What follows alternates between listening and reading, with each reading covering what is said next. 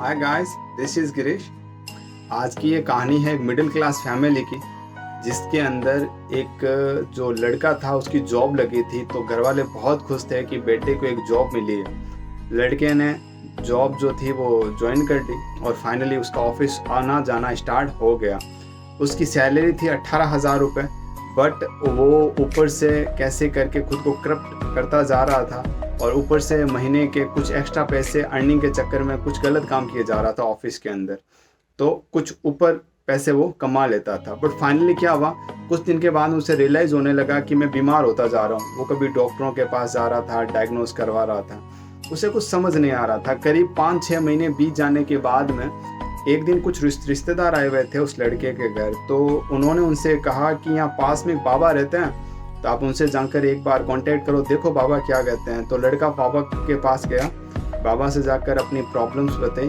बाबा ने कहा ऐसा है, अपनी जो सैलरी है वो तू 18,000 रुपये करवा ले, बाकी कुछ करने की ज़रूरत नहीं है। लड़के को कुछ समझ नहीं आया, लेकिन और दूसरा ऑप्शन भी तो नहीं था। उसने कहा ठीक है बाबा जी।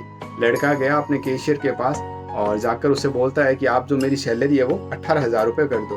उसने कहा यार सारे आते हैं बढ़ाने के लिए, तू आया घटाने के लिए, वो भी सैलरी। उसने कहा जितना कह रहा हूँ उतना करो। फाइनली यही हुआ कि कुछ महीनों के बाद में रिजल्ट फाइंड आउट ये होने लगा कि वो बंदा सही होने लगा। उसे कुछ समझ नहीं आ रहा था, बीमारी सारी क्लियर होती जा रही थी और आखिर के अंदर वो एकदम स्वस्थ हो गया। मन में तो सवाल यही था आखिर मैं सही कैसे हो रहा हूँ।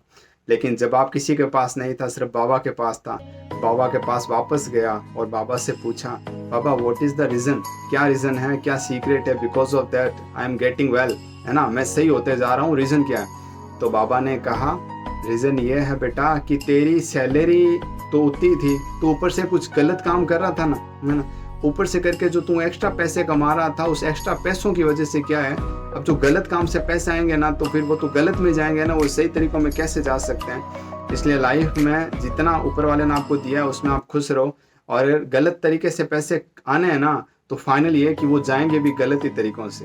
Thank you.